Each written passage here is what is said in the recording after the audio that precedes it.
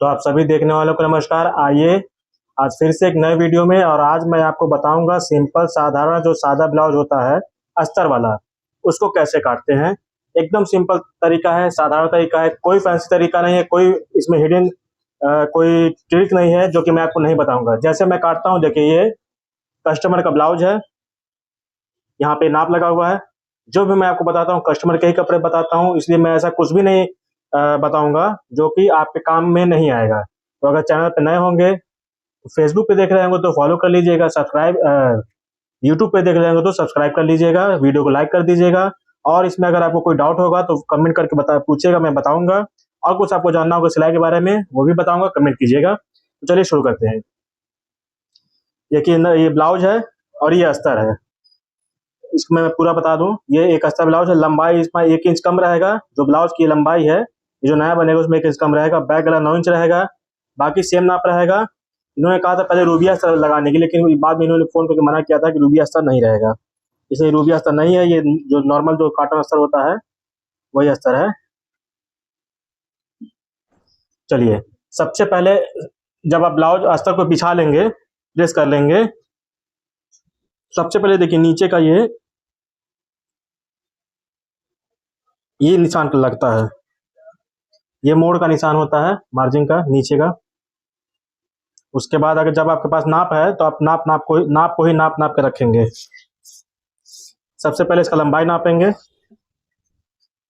लंबाई देखिए इसका 15 इंच है, हमको 1 इंच लंबाई इसमें कम करना है, तो मैं इस पर निशान लगाऊंगा 14.25 इंच पे। 14.25 इंच क्यों? क्योंकि यहाँ पे एक आपका मार्जिन रहेगा, ठीक है। उसके बाद ये मुड्ढे का जो निशान होगा ऊपर लंबाई के बाद 5.5 इंच ही। सारा चीज एक दिन नहीं बताऊंगा, धीरे धीरे आपको बताते रहूंगा। 5.5 इंच क्यों है, ठीक है। अब ये देखिए, हमको जो इसका चेस्ट नापना है, एक पल्ला नापेंगे, चौथाई चेस्ट हो जाएगा।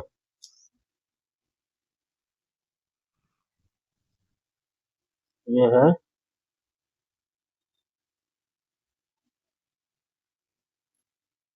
9.5 इंची। 9.5 इंच का चौथाई, 9 चौका 36, 37, 38।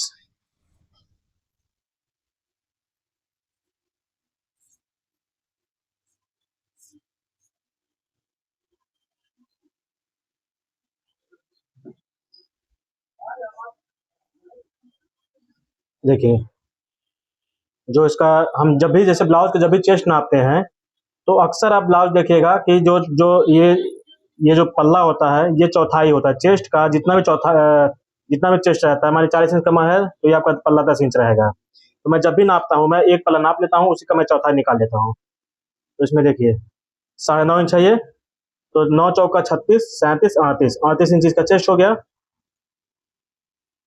अब मैं इसको कमर नाप लूँ, कमर चूंकि पूरा नापना चाहिए।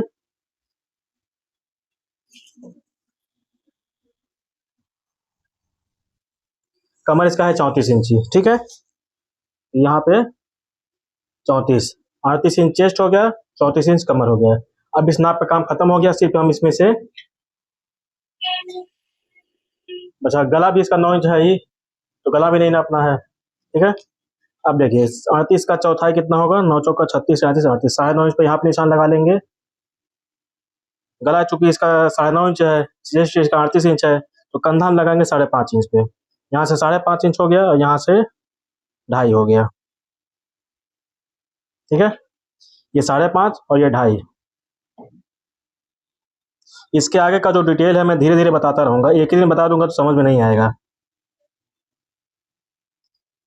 अब देखिए ये निशान, और भी बहुत सारे आप वीडियो देख रहे होंगे, देखते होंगे, तो उसमें ये निशान ऐसे लगाते हैं, लेकिन मैंने इसको निशान सीधे इसलिए लगाया है, बता रहा हूँ। ये हो गया मार्जिन आपका। जब यहाँ पे कमर का निशान पड़ेगा, जो यहाँ जो डॉट पड़ता है, जब डॉट पड़ेगा तो ये निशान अपने आप इस जगह पे आ जाएगा। इससे कमर, जैसे जो मेरी कटिंग होती है, ये जो मेरा कटिंग, ये फिक्स कटिंग है, ठीक है। जब बनेगा ये ब्लाउज, तो जब सामना तैयार हो जाएगा, सामना तैयार करने के बाद सामने में निशान लगा करके 9.5 इंच का सामने का निशान और इस निशान को अटैच करके सीधा सिलाई चला दिया जाएगा। बनाते समय चेस्ट मेरे ब्लाउज में नहीं नापना पड़ता है, मेरे ब्लाउज में सिर्फ और सिर्फ कमर नाप करके आपको फिक्स करना होता है, चेस्ट नापने की जरूरत नहीं पड़ती है। ये हो गया डॉट का निशान पीछे का, और यहाँ से हम 9 इंच ये लगा देंगे। ठीक है, 9 इंच गला देखिए। अब इसमें बहुत सारे लोग गला ऐसे भी लगाते हैं और बहुत ऐसे भी लगाते हैं।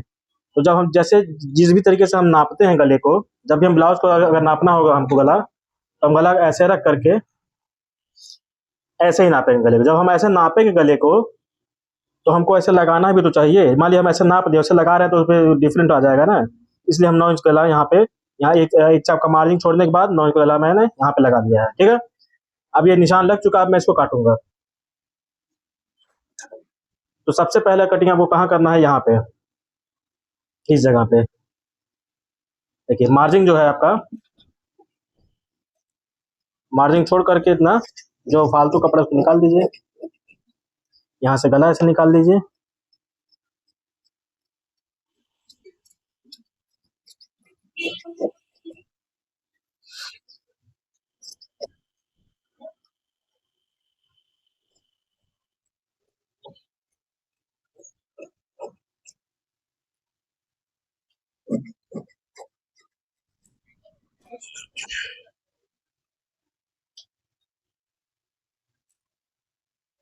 हो गया।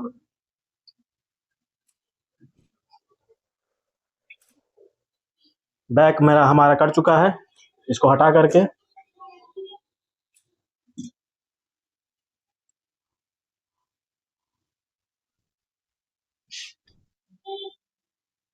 जैसे आपके पास पानी रहेगा तो इसका ऐसे फुहारा मार लीजिएगा। ऐसे फुहारा मार लेने से थोड़ा सा चपक जाता है इसमें। जब इसमें प्रेस अभी करिएगा तो पल्ला आपका इस पे चपक जाएगा। देखिए ये चपक गया है। ये चपक जाने से क्या होता है कि जब आप काटेंगे तो आपका पल्ला इधर उधर भागेगा नहीं। अब यह सामने का ऐसे गला हम नाप लेंगे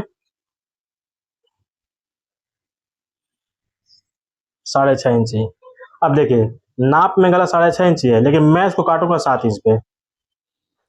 क्योंकि क्या होता है कि पुराने ब्लाउज में नए ब्लाउज में थोड़ा सा फर्क होता है।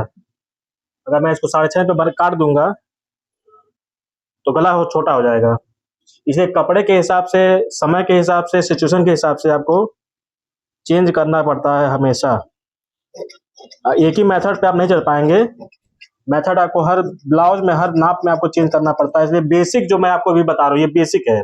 इतना प्रैक्टिस कर लीजिएगा तो धीरे धीरे आपको खुद ही आ जाएगा काटते काटते।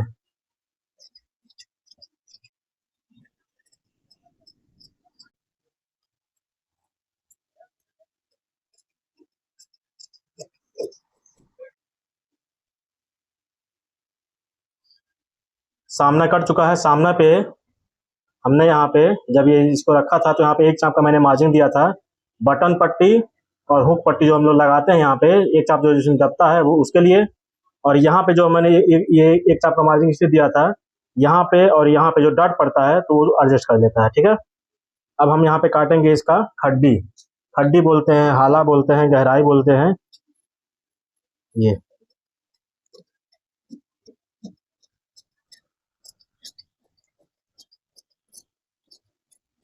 अब देखिए बहुत सारे कटिंग में आपने देखा होगा कि यहाँ से ला करके गहराई, यहाँ से यहाँ तक गहराई लाते हैं, फिर यहीं पे ले जा करके मिला देते हैं। ठीक है, लेकिन मैंने देखे यहाँ तक मैंने एक चाप इसको निकाल दिया है। क्यों निकाला है?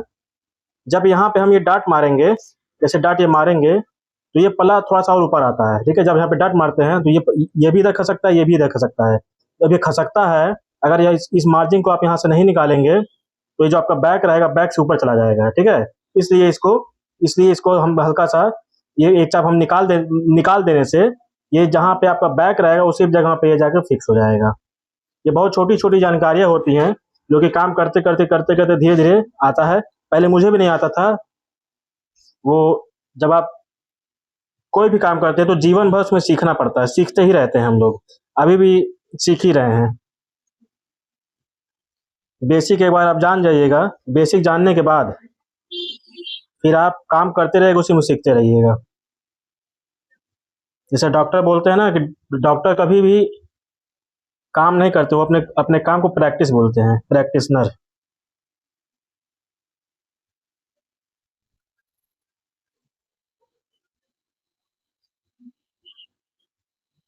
अब देखिए इतना मैंने निशान लगाया, लेकिन कहीं भी इंची टेप में उसको लगाने की जरूरत नहीं पड़ी, सिर्फ एक जगह लगानी पड़ी है यहाँ पे। इसके अलावा मुझको और किसी डाट में इंची टेप लगाने की जरूरत नहीं पड़ी है, और जो भी निशान लगा वो परफेक्ट लगा है।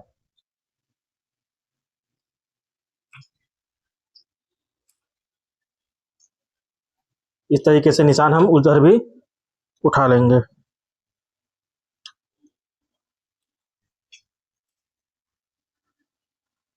ये हमारा बेल्ट है।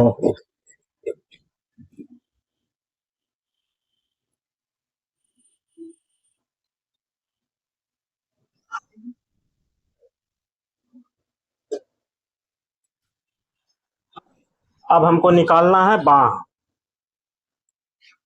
तो ये हो गया बांह का कपड़ा। बांह पे भी हल्का सा फुहारा मार लेंगे। फुहारा मारने से क्या होता है कि हल्का सा कपड़ा चपक जाता है। चलिए, तो ये हमारा कपड़ा प्रेस हो चुका है। देखिए ये इसका ये पूरा अर्ज जो अस्तर हमारे पास कपड़ा था उसमें ये पूरा अर्ज है। अब देखिए मैंने जो जितना भी अभी तक आपको पल्ला निकाला है, चाहे सामना हो गया, चाहे बैक हो गया, चाहे बांह हो गया, सभी मैंने खड़े कपड़े में निकाले। खड़ा कपड़ा मतलब ये होता है, आड़ा मतलब ये होता है, ये आड़ा होता है और ये खड़ा होता है। ये भी जानना बहुत जरूरी होता है कि कौन सा पल्ला हम किस तरीके से निकाल रहे हैं, आड़ा निकाल रहे हैं, खड़ा निकाल रहे हैं।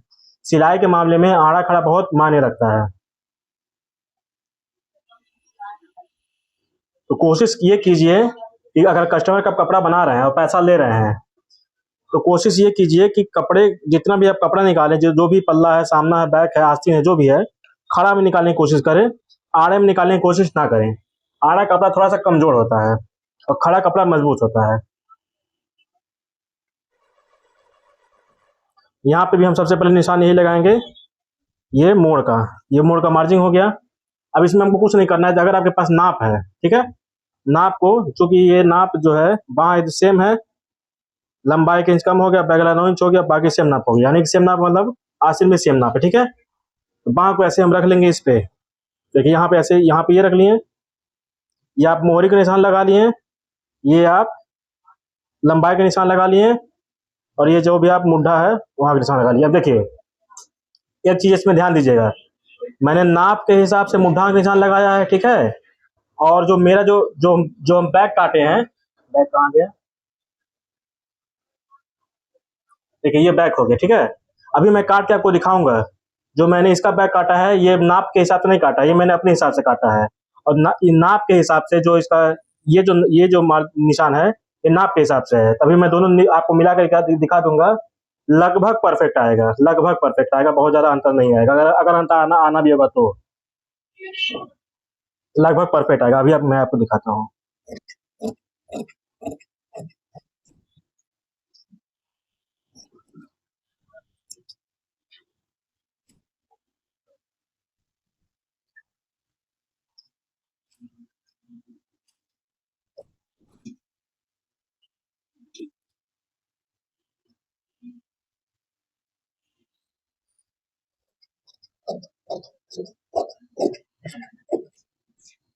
सारी चीज आपके सामने है, कहीं से कुछ अभी कटिंग पटिंग हुई नहीं है, कोई एडिटिंग हुआ नहीं है। अब देखिए ये आपका बाँह हो गया और ये बैक हो गया, ठीक है। ये देखिए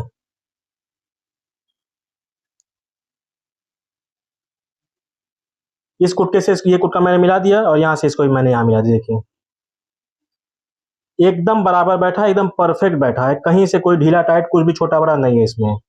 ये होता है कटिंग, ये होता है तजुर्बा, ये होता है इतने साल काम करने के बाद का जो आपके हाथ में जो प्रैक्टिस हो जाता है, वो चीज़ है कि मैंने इसको अलग काटा है, इसको अलग काटा है, लेकिन फिर भी जाके दोनों एक साथ एक चप से बैठ गया है।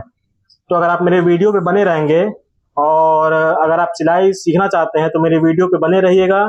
ऐसी ही और वीडियो मैं आपको बताऊंगा, दिखाऊंगा काट के। देखिए ये सिंपल ब्लाउज मैंने काट दिया, ये आपका बैक कट गया, ये बाँह कट गया और ये सामना कट गया। एकदम सिंपल, साधारण, नेचुरल तरीका, कोई इसमें फैंसी ऐसा कोई तरीका नहीं, कोई इसमें हिडन ऐसा तरीका नहीं है जो मैंने आपको नहीं बताया कि आप कहीं फंसेंगे। अगर आप मेरे वीडियो को देख करके कोई भी ब्लाउज आप काट सकते हैं, आप कहीं फंसेंगे नहीं। अगर आपको कोई इसमें डाउट होगा, कोई शंका होगा, कोई सवाल होगा, कमेंट कीजिएगा, मैं आपको बताऊंगा। फेसबुक पे देख रहे होंगे तो फॉलो कर लीजिएगा, यूट्यूब पे देख रहे होंगे तो सब्सक्राइब कर लीजिएगा, चैनल पर बने रहिएगा। धन्यवाद।